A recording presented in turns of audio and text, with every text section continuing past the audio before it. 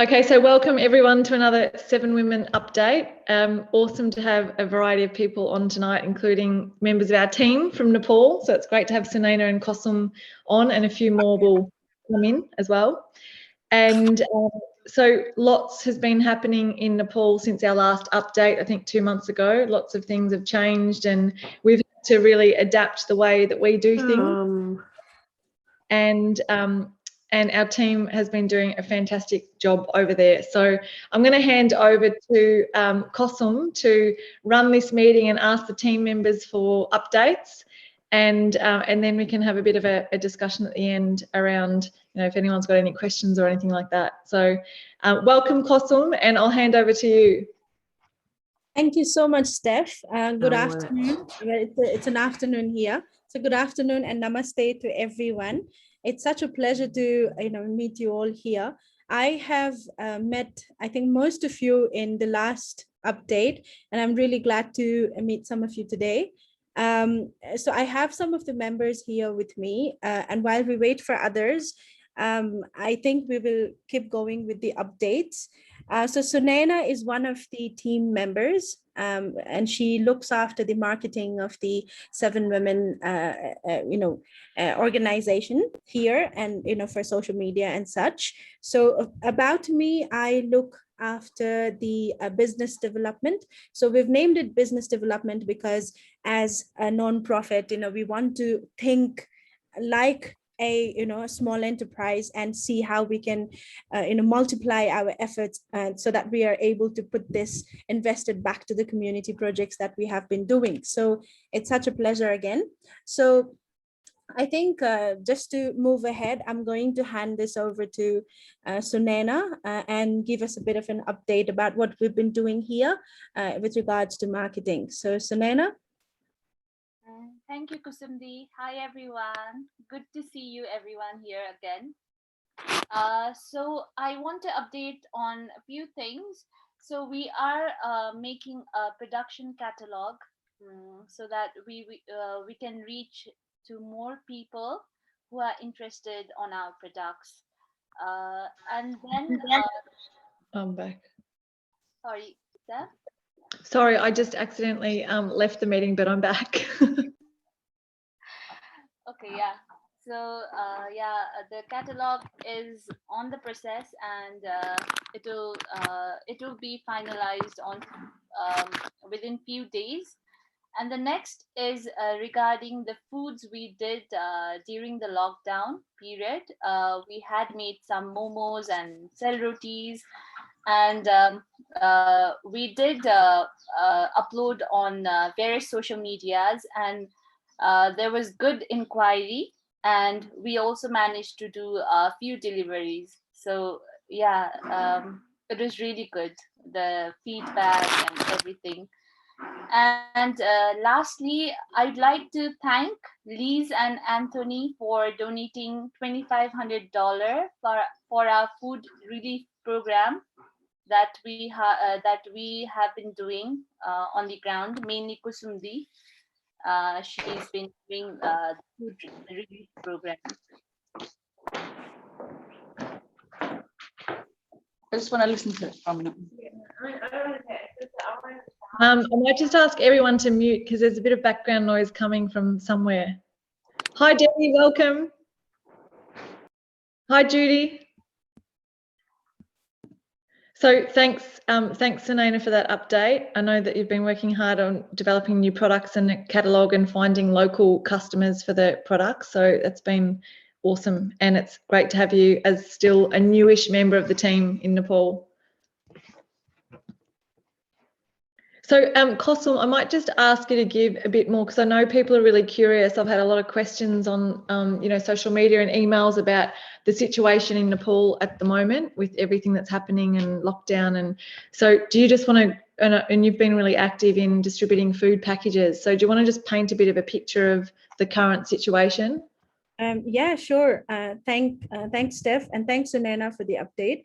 So what's happened is we're in the 3rd lockdown here in Nepal, and this time it's very strict. Even the dry food stores were closed, and the police has been very, very strict in, not letting people out and so on. But what's happened is, health safety is on the one side, but at the other hand, there's many families who are not able to access to food, access food at all. One, because they can't afford to, because they're not employed, they don't have jobs, and it's mostly people who are daily wage workers. So, in Nepal, labor workers, construction workers, people who work in daily wages are people who do not earn a lot. And if they do, it's spent on food and, the basic necessities. And right now with the lockdown, there's really no way of earning, and which means, they don't have, any way to sort of buy food or have access to it. So that's one thing. The COVID cases were rising. A lot of people, getting COVID and dying. But I think the more urgent, the more pressing need has started to become food here. So what we've been doing is we've been cooking at home and distributing food on the streets every day. So we do around 100 plus meals every day, hot meals in the mornings, and we make sure we have fruits and muffins and so on, so that they have at least food to eat and food to some food to save for later. And water. So that's one thing that we are doing. And during the hot meals, it's mostly people who are living on the streets, and also daily wage workers who have come out of their rented accommodation out on the streets because there's no food at home. So this is the situation here, and every day we're getting more than 100 people queuing up, and it's heartbreaking to see very small kids and their moms, and they come out in the streets. It's just really heartbreaking at the moment. So apart from that, what we are also doing is for these daily wage workers and people with disabilities, particularly single mothers, we've been trying to drop ration packs. We call them ration packs, which basically means food packs for families that last for a month, so that we want to ensure they don't get out of the house during this time and save themselves from getting COVID, and stay at home and have good food. So when we have this food pack, we make sure it's an assortment of different items like rice and some dry soy nuggets and oil and biscuits and so on, so that they have food for snacks, for lunch, and for dinner. So this is what we've been doing, and the list is growing. We get so many families every day coming out and asking for these packs. So having received a donation, it's been amazing, because it really encourages us to get out in the street and feel ensured that what, I still have support from people, and it just enables us to do more. So in the last, I think, 25 days, we've already provided around 2,500 meals, and already provided food packs to nearly 250 families. So so that's the situation right now. And we've also had a bit of a setback with oxygen and oxygen cylinders and blood and all kinds of things. So it's a major crisis in Nepal right now, and we're just hoping to get back on our feet very soon. So that's the situation right now. Kusum as well just has been amazing at mobilising the women at some of the women at the centre to make some food as well, some pickle and some of the additions to the food to share out to the community. So that's been amazing, because that's engaged the skills of our staff members to be able to help and contribute to the efforts. Yes. Yeah, so they've been making pickles, so Nepalese style pickles, and it's a hit. So so we're planning to do that, and ongoing thing, so that we don't have to buy those ready-made pickles, and just engage our women in making those. So yeah, that's worked out really well. And Sunaina's been, as the marketing manager, been updating on our 7 Women Facebook page all the different activities that are happening, and that's been fantastic, because we haven't really had that before. We haven't had a designated staff member in Nepal, sharing the updates. So just from some of Sunaina's posts, we've been able to, and I'll let Binod, this is going into Binod's area as the guest house manager, but we've been able to actually attract people to stay in our guest house, which is, obviously really difficult because there's no tourists at the moment, but people that are already in Nepal to inquire and now booking to stay, and also donations for our relief efforts just from Sunaina's posts. So social media does work, and it's been awesome, and Sunaina, you've done a great job at sharing what we've been up to. Thanks, Steph. Thanks, Steph. So Sunaina has been great, and we're really happy to share some good news. I think I'm going to hand it over to Binod Dai for all those lovely updates that we have from the hotel. Binod Dai. Hi everyone, namaste. Sorry for light joining. Actually, I was trying from another Zoom line, but it was not working. I think my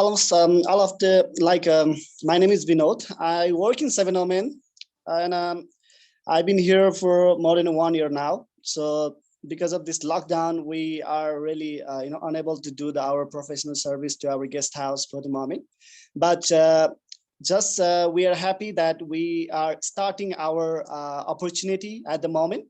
So we start to having a customer from yesterday to our guest house. So we are really happy that we can serve our experience to our customers, and also we can mobilize our women to our guest house. We always try to do some food packing systems, and it's work. We did some of the food delivery last time, but this time, because of this lockdown, we are really tight outside, and we don't have a pass for delivery food systems. Actually, I would like to thank everyone who support to us and encourage the women group in Nepal. And especially Steph, thank you for your kind support always to us. And apart from that, we are trying to do some local promotions, and as you all know that we are very happy to promote in our social life, like Instagram, Facebook, some of the magazine as well. So we're trying to do some advertisement for our guest house promotions. I hope we'll have another customers for coming soon this after lockdown. So thank you everyone for giving me this opportunity to joining out to you. That's great, Binod. Thanks for that update. And the other fantastic thing about having 3 people stay with us at the guest house is we launched our guest house last February when I had my last tour, my most recent tour over there, and we had a fantastic launch party with, we had a group of people from I think about 8 different countries. Maria was one of them, Matt was one of them, and Rhys and Liz, who are on this call as well. And so we had the Australian ambassador and the Minister for Employment, and it was very exciting for the whole team. And then, this whole thing hit. So it's we haven't really had the opportunity to have guests and to the women to be able to, feel what it's like to have guests and practice customer service and front of house, back of house.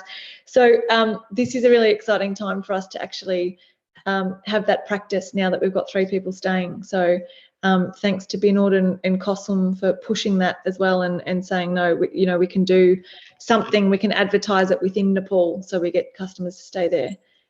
So very exciting. Thank you. Yeah, so we had to sort of think very quickly, we needed to generate some sort of income, at least to start training the staff, and also to see what works, what doesn't. It was very important for us to get that done, so that when we start having guests, in the future, then we're all prepared. And so we were all as a team, brainstorming, and we thought expat community is great. Let's approach them, and that's how we started. And it's worked out. We've had 3 guests now, and we can only hope there's going to be more, because Nepal being, Kathmandu being a small space, and we're hoping there's a bit of a spread of word of mouth. So let's see how it goes. So I think with the other updates, we have the marketing, and then we have the hotel, and we have been working really hard in the manufacturing unit and the beauty parlor as well. So we're trying to build systems within us, within our staff members, to build automated systems of how do we operate effectively, because what we want to do is, in the future when we have tours coming in, how can we facilitate that even more effectively, and how can we run our projects, our cooking classes, for example, even more effectively. And it's amazing that we are doing cooking classes online now, and we are getting good interest from people. So it's very exciting that as a team, and with support from all of you, we are getting things done during this lockdown as well, because at the beginning I myself wasn't very sure what we're going to do. This is a lockdown, there's nothing that we can access, and we were not really sure. But over the last 1.5 months, almost 2 months, it's a really proud moment to say as a team member that we've come quite far, achieved quite a bit of things. So it's a really big moment for us to share this with you all. And on that note about the cooking class, I'm looking at Maria in that amazing background that she's in. It looks like a cafe or a something or other. It looks amazing. It looks so trendy. Yeah, it's just a photograph. Is it? Could say I'm somewhere really nice, but I'm actually. It is. I'm in a little dark room at the moment. I'm like in a closet, but I have a nice background. So yeah. So great to see you. You too, and Maria, just to let Kusum know, and so Maria was on the tour last February that came with us, and Maria is based in Dublin and has been a great support, and we've been talking about Maria buying some products to take over to Ireland and help us sell them there and fundraise, and Maria's keen to do a cooking class with a few people as well online on Zoom. So yeah, do you just want to share a bit about that, Maria? Yeah, okay, thanks, Steph. And nice to meet you, Kusum and Binod. I see lots of people I recognise, so and people I met on the last calls last time. So yeah, just I spoke with Steph just a few days ago, trying to figure were there things that we could do. What can we do in terms of maybe doing some fundraising? I feel it's just been so long since I really got involved with anything. And the various lockdowns, kind of, we've been in lockdown, Melbourne's been in lockdown, everyone's been in different lockdowns, so you kind of feel a little bit restricted of sorts. But anyway, we're coming out of that now, and absolutely would love to help in some way. So anyway, had a chat with Steph, and she mentioned about maybe doing having a cookery class, and if we could maybe pull together the group that we were with. So I understand it's kind of, I put out a message, maybe it's a little bit short notice anyway, but it's something that we can get together on. We'll figure out a date, and I'm sure a few of us will get together. So really, yeah, it's just to find out how would that work. So if I put together a group, whether it's our group from the group that we visited Nepal with, or another group, what way does it work? Maybe Kusum, you could maybe explain it, because I'm sure it's easy, but it's just in terms of organizing ourselves, we're having ingredients, and how does the whole thing work? Kusum, yeah, I'll let you explain that, because we've got one happening tomorrow with quite a few people. I think there's about 10 or 20 people even participating in the cooking. Kusum's been organising that, so go for it. Sure. Hi, Maria. It's lovely to meet you here. We exchanged a few emails. It's actually pretty simple. Right now, what we are doing is we're trying to automate these systems through the website. I think we already have a system in place, and we're going to work on that. But for now, what we are doing is, if you can send us an email that you were interested in booking cooking classes, and then what we can do is work on the dates first. And once you've locked in the dates, we also send you a very elaborate instruction, I would not say manual, but an instruction sort of thing, which has the Zoom link and the ingredients that you need, what we are making, you know, and even a very brief instruction, the process in the document, so that you can have a look at it before the cooking classes, so that when you're actually having the session, let's say if there's a lag in the internet or some sort of communication gap, you can always follow the instructions. And then what we do is, get into the Zoom session on the day of the cooking class. We have a few ladies at the center who are trained for this, and they will take you through the whole process with the ingredients. They will cook it along with you, and they will, keep communicating with you as well. So it's an interactive session, and so that when you have all the instructions beforehand, you can have a run to the grocery and get all those things and get ready. You know what I mean? So pretty simple. So then you just follow through the process, and we just make sure it's done. So I think that's what we are doing quite effectively at the moment. And again, as I said, in the future we will have even better systems put in the website where you can do all of these things automatically. So Maria, maybe we can exchange some emails and see how we go, and I'm always here, just an email away if you have any questions at all. So yeah, let's give it a go. That sounds and fantastic. Also, Maria, it's amazing to be having this conversation here and now, because I think you were the one that originally planted the idea of cooking classes online. So it's amazing to, this long afterwards, have it actually as a happening. Yes, no, that sounds absolutely great, and it sounds quite simple. So thanks for explaining that. So yeah, that will get us started anyway. So we might try even whether we get our group together soon or whether that's later. But I definitely want to try and do. I know Matt's available for the wine as well. I think you mentioned something about having Matt's applying. So yeah, so we'll do something really soon, and Kusum, I'll be in touch with you. Thank you. Amazing.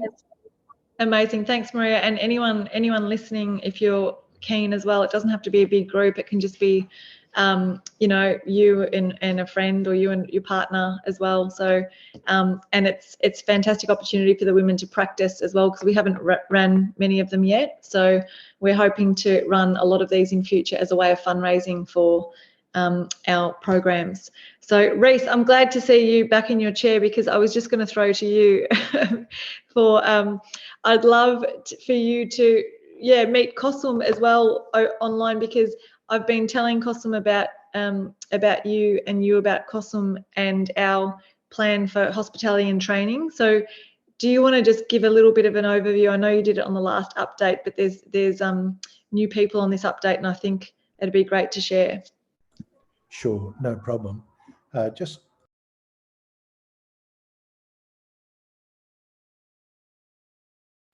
Sorry, I was just muting the TV in the background. You'll get.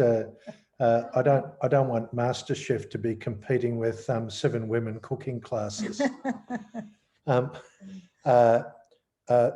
So in summary, what we're trying to do is to set up some accredited training at 7 Women for 2 purposes.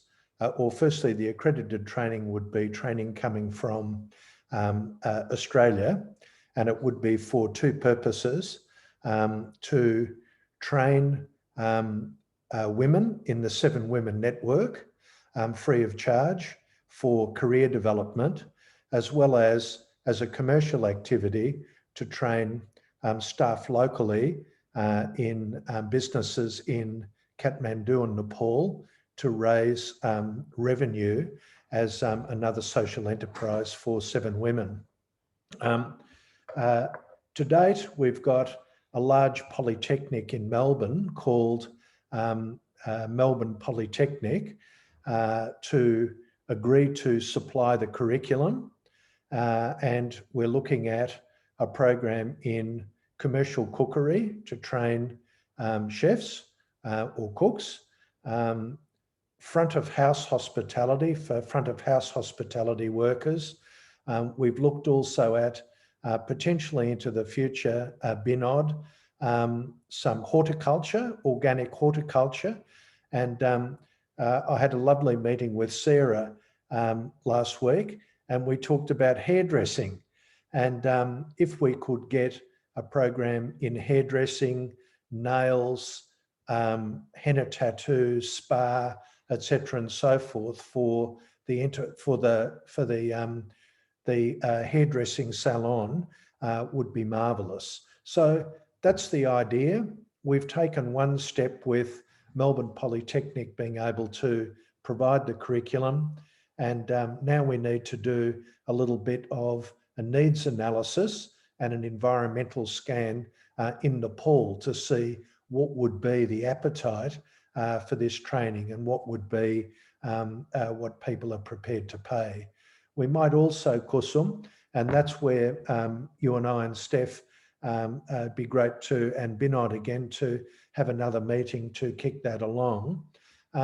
What is quite popular with Australian and British universities and vocational providers is a partnership with a local university where the training goes into the local university and forms part of the Nepali qualification as well.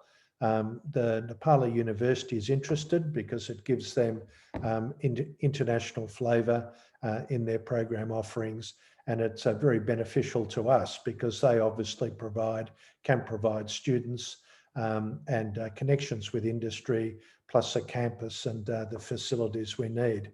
So Steph and I have worked through that we need about, as a minimum, I think 15 to 20,000 to be able to set up the infrastructure at 7 Women, to do the train the trainer training, to ideally bring 2 or 3 key staff like you, Kusum, out to Australia for 3 or 4 weeks to undertake some training here and understand how vocational training works.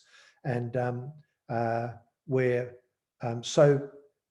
it's very, very beneficial that we've got Sarah now on the team, if you like, to be able to bring that day spa, hair and beauty components to it, to be able to bring that to bear as well. So that's really exciting. So that's where we're at, waiting for this infernal lockdown to end, waiting for life to be a bit safer in Nepal and in Australia, and to find that $15,000 or $20,000, which is not a great deal of money, to set up a project.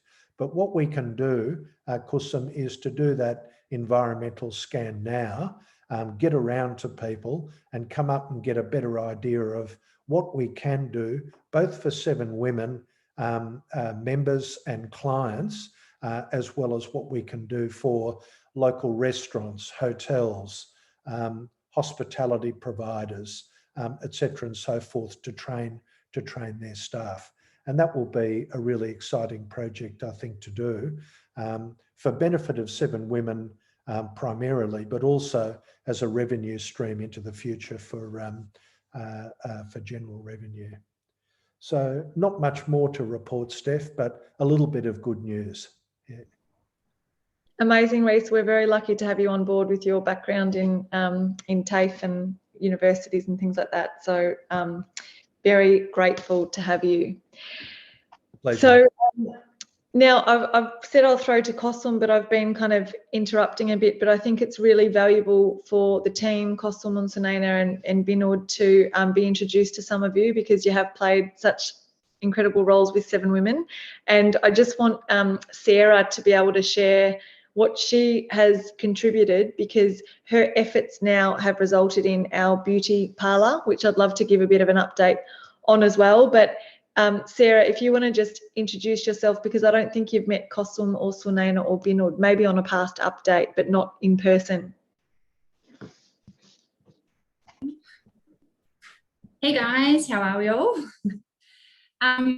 So I had a bit of a brief overview last time on the last chat about my work with 7 Women. A couple of years ago, I was sort of approached about coming back and teaching. I'd been to the centre and I'd met the girls, and I'd been hit up to come back and teach them hairdressing. And I was like, how does a hairdresser from Melbourne, that's all I've ever done is hairdressing, but I've never been a teacher. How do I go back and teach, my skills? Anyway, it all came together amazingly. And I came and spent a week with the women, teaching them how to cut hair. And literally by the end of the week, they were better than my apprentices that have worked with me for 3 years. They are unbelievable sponges. They're so willing to learn.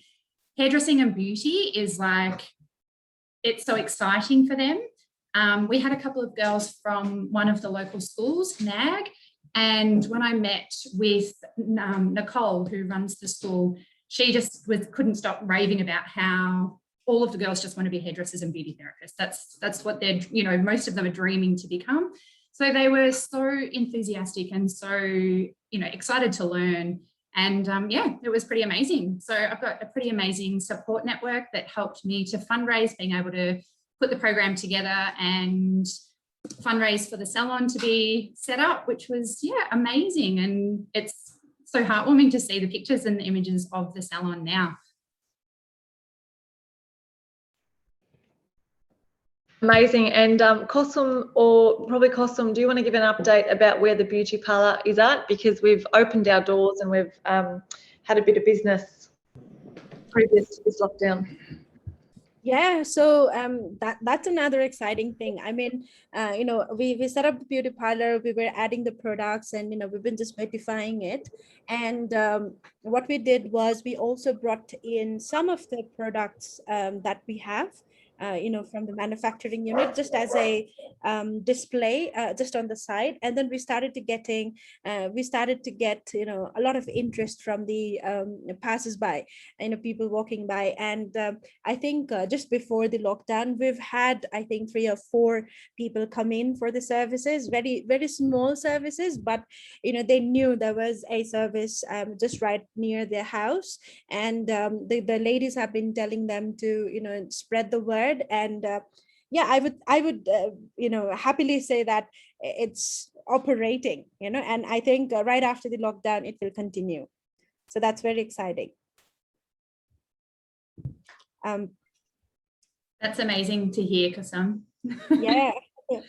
I know when I was there on my last visit, I did some follow-up training with the girls also, and we went down into the space where it was still filled with kitchen equipment that was going to the guest house, and it was quite a squeeze, but we got about 6 or 7 girls in there all training, and we had some of the women, local women, walking along and coming in with, one lady came in with her hair colour saying, can someone put this on for me? And they were so excited that there was a hairdressing salon coming together and they could see what was happening. So it's very exciting to hear that they've had some clients.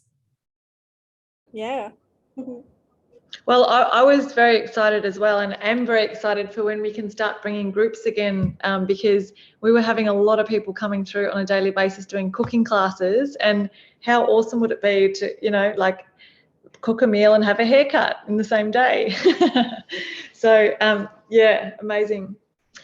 So, Cheryl, I'd love to, if you could just share, Cheryl's been a long-term supporter now of 7 Women, and actually been to the centre and met the women, and did one of our 3 days shorter trips, and has had me stay at her house up north and do a fundraiser for International Women's Day, and done a bit of fundraising since. So really grateful to have you, Cheryl, supporting us. And if you want to share your recent efforts, that'd be awesome.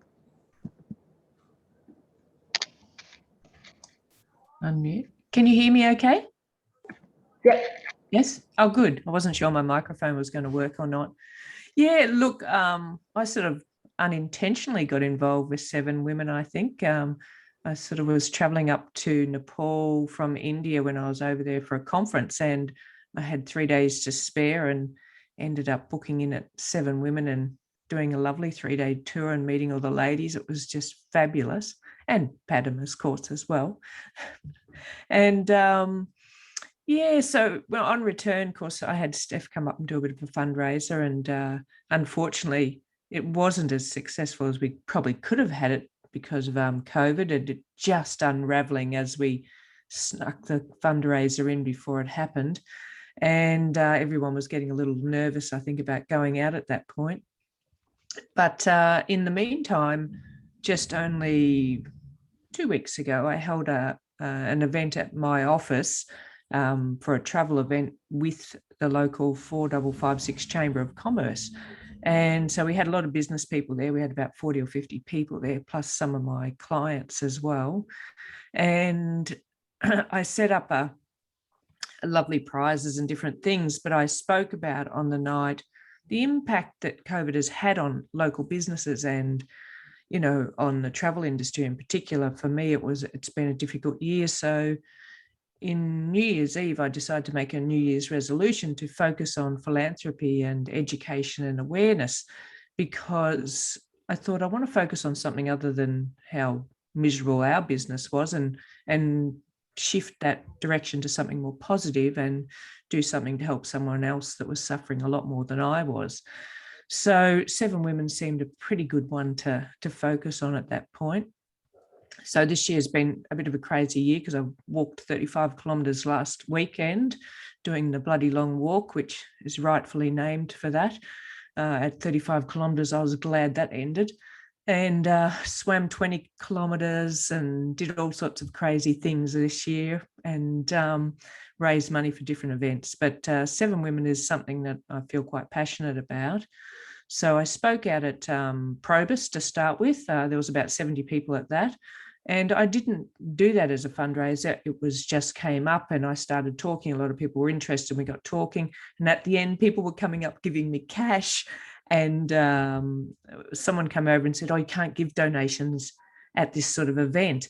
And, you know, I'm stuffing it in the side of my bag, and they're going, what donations? I didn't see any donations. And we're all having a chuckle. So we managed to get a few hundred out of them that afternoon, but they're still quite happy to be involved. And then it was only 2 days later, I did the event at work with the chamber, and I spoke about, you know, the importance of philanthropy and how difficult it is in Nepal at the moment, and talked about 7 Women and what they do. And by the end of the night, we said, let's run the raffle towards, you know, as a fundraiser.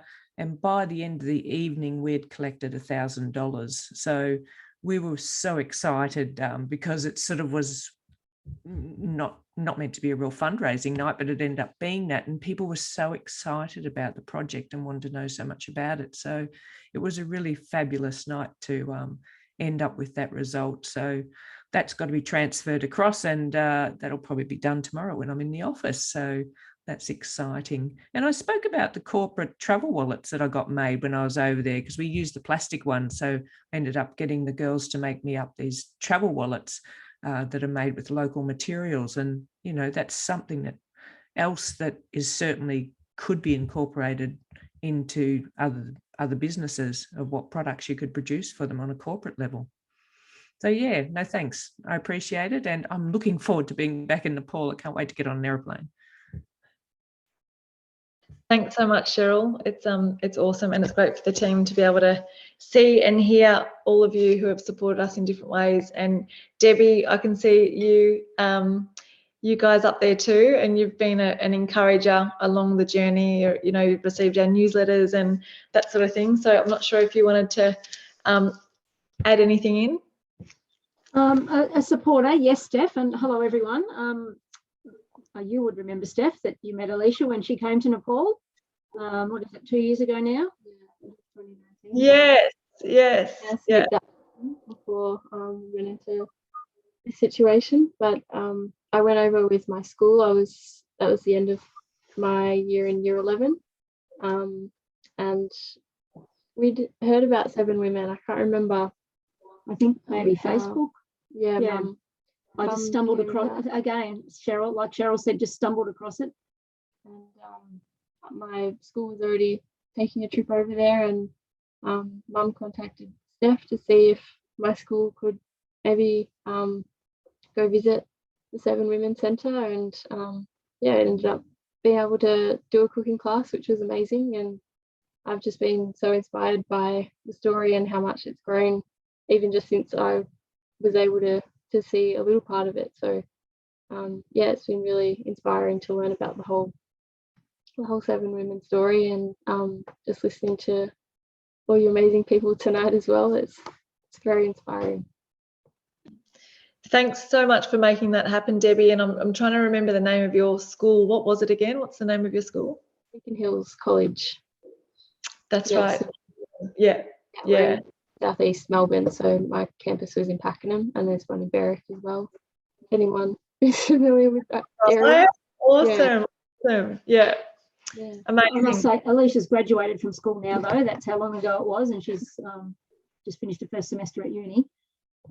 Yes, it's certainly, you know, hearing the stories and following you and the journey that Alicia had there, you know, is certainly something that we want to keep and continue on to follow and help in any way we can. And Alicia's always talked about wanting to go back and you know, do more. Obviously, with uni comes a bit more time. Breaks and things like that. So, you know, who knows, once we get out of this crazy world we're in now, and some more opportunities will open up. Amazing. Thanks so much for that. And I think that at the moment, the ways that people can support, the most valuable ways are probably donations or getting involved through a cooking class, you know, with your friends or with your partner. Or we've got a documentary that was made last February on the tour. So in the next couple of months, we're putting together a bit of a launch strategy for that. So to host a screening in your community or at your house, that sort of a thing, to fundraise. And hopefully the fundraising efforts can go towards our scholarship program, because money has been taken out of our budgets for the COVID relief, and will continue to, because you know, that's kind of the immediate need at the moment. So if we can focus on fundraising again for our programs, once we get a chance to get out there and back into the villages, that would be amazing. Awesome. And so I can see Judith and Judy and Susie and Marg are all off the cameras tonight. So you must be already in your pajamas, or maybe even lying in bed. If any of you want to add anything, feel free to unmute yourselves, and I won't make you turn your cameras on. And but in the meantime, my mum is online on this call, Nora Woollard. So hi Mum. Hi everyone. And it's awesome to have Mum here, because Mum's been to Nepal. It's twice. Yeah, twice. I thought it was 3 for a minute. But Mum hasn't actually met Kusum or Sunaina, or you've met Binod, I think, at Green Organic Cafe, but not Kusum and Sunaina. So. Hi, Mum. Yeah, hi Kusum. Hi Sunaina. Yes, I'm very keen to return to Nepal, because you know, our whole family's heart and soul are in the 7 Women Foundation, because of course Stephanie is the founder. So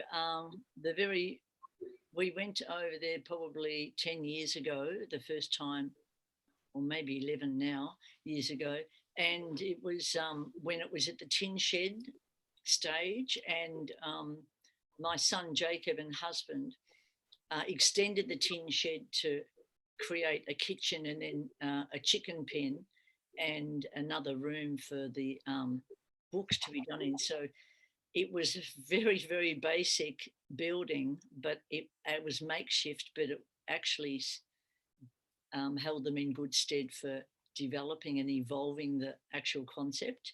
So while Stephanie was on skeleton money, like the money she got from her babysitting and selling pizzas with her wood-fired pizza business, so it was like dribs and drabs of money coming in, and then all of a sudden, because of the social media and the ability to place videos on Facebook, people, especially all my friends, started saying, look, you know, I'd like to help with a charity, and I know for sure that every cent of it goes to 7 Women. So it started all of a sudden exploding, and then we got more and more volunteers. And at one stage we had 52 volunteers in Melbourne, and some of them in Sydney. and so I've seen the whole story grow, and the book, if you haven't read the book, it's riveting, and something happens at page 99. I'm not sure what it is, but my people who purchase the book, and I pick and pack the book, I've just done one now to be put up to the post office tonight. So all you've got to do is email, and I can send you some books. But yeah, so when they get to page 99, they said, I stopped and I cried. So I'm not even sure what's on that page, but it's because it's written from the heart. I think it's a very interesting read, and a lot of people say they can't put it down. So yeah, so I've watched the book evolve, and then of course when Stephanie launched the movie of 7 Women Bringing the Light, which was just incredible reception in Melbourne and Sydney and Queensland, and still is available. And people were even showing it, not only in the local theatres, but even in their homes. They were gathering 20 people together just to show the documentary, just to collect that extra little bit of money. So every cent works, because, you know, it's like every dollar is like $6 over there. So my friends, after watching the documentary, then Stephanie put in place the possibility for sponsorship. So some of my friends donate as little as $20 a month, but it all adds up. So a lot of my friends are doing that. So that's great as well. So the sponsorship, I think, just the ongoing, where you don't have to burst your boiler like Cheryl swimming. I'm picturing you swimming in the ocean with sharks and, you know, walking with blisters up to your knees, thinking, yeah, it's an easier way to do it if you're not as fit as Cheryl is, to do a sponsorship or to spread the word for sponsorships. But, you know, I'd love to go to Nepal to see the new management. The last time I went, which was 7 years ago, it was in the 7 Women Centre, and that was just evolving, but it was pre the kitchen area out the back. So I haven't even seen the kitchen area where they do all the cooking classes. When I went there, we were upstairs in the 3rd floor doing the cooking classes in a very small space. But so I haven't even seen that out the back, only photos. But it would be great to see the new management team there. Stephanie tells me that it's the best management team they've ever had. And it's just, thank goodness for that, because of COVID, you know, we can't travel over there. And so somehow the universe has shuffled a strong management team there. And we know Padam and Binod really well, and Binod's beautiful restaurant that we used to go to every day. But I'm yet to meet the rest of the management team. I've only seen you on Zoom, but yeah, and I'd love to stay at the guest house. I think that would be a real hoot, to stay at the guest house and see all the Nepalese women who've been there since from 10 years ago, some of them, and then the others from 7 years ago, and just to see them looking 7 years more mature and evolving with the whole concept of 7 women. It'd be such a hoot, because I still remember that magnificent feeling. And for the people who've gone on the tour, I don't know if you can relate to this or not, but when there were 18 on our tour, and we went in to the 7 Women Centre, and it was just tangible. The love in the whole place was absolutely tangible. Stephanie turned on the music, and it was like music speaks all languages. So we were dancing and, you know, interacting with the women, and it was just incredible to connect with these people who seem so rich in spirit, even though they don't have many of the mod cons like we do back here. And I remember thinking, boy, the love is lifting the roof of this building. It was just enormous feeling. So that is always urges me to go back to Nepal again, just to be part of it. And meanwhile, I'm selling these ball mats here whenever we get an order from Melbourne, you know, the big round circular ball mats, they're 1,500 diameter, 1,500.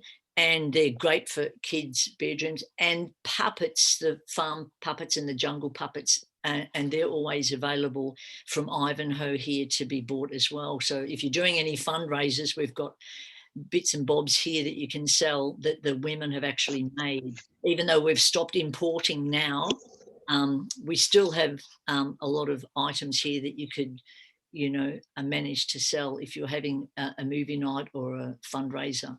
So that's all for me.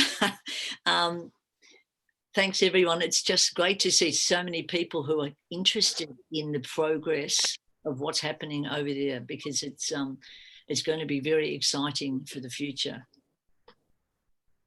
Thanks, Mum. Mum's been an absolute legend at sending products out, something that I couldn't bear to do after the first 6-7 years. So thanks to Mum and the team of volunteers. And, you know, now Mum packs the books and sends them out and that sort of thing. And yes, she's been the backbone of 7 Women along with other family members. So thanks, Mum. And Matt, do you want to give a bit of an update? I know that you've got a fundraiser coming up. Yes, after a few false starts due to COVID, we've got a new date for our first cooking class at the university in Bundaberg, Central Queensland University. So we're going to try for the 30th of June, because I would like to try and do it this financial year. And yeah, we've had a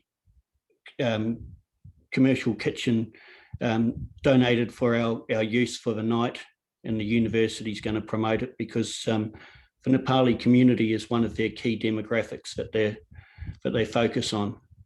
The local Nepali community will also be helping with some of their local ladies are going to come, and we've got a lot of male chefs here, but all of the chefs say that the women are the better cooks. So it should be a good night. Thanks, Matt. Thanks so much for organising that. It'll be a great night, and can't wait to see the photos and things from it. Well, So yeah, thanks. And let me know if you need anything to support with it as well. Yeah. So, so Menik, I can see you sitting there, and if you want to share anything, feel free to jump on and share. I know that you run your own social enterprise and are supporting women who make the products, women and men. So yeah, feel free to share anything if you feel to. Oh, you're on mute.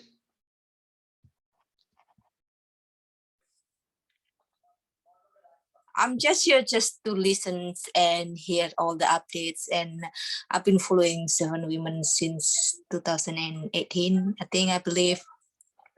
And I see the potential. I just love your products, to be honest, your natural product. I just see like the long-term potential that I can work together.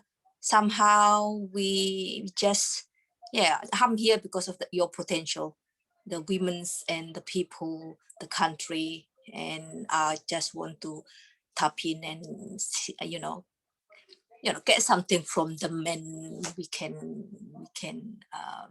I can use your resources and your products, and which I'm hoping that I can help and also put side I can benefit. I'm hoping that, I love your potential.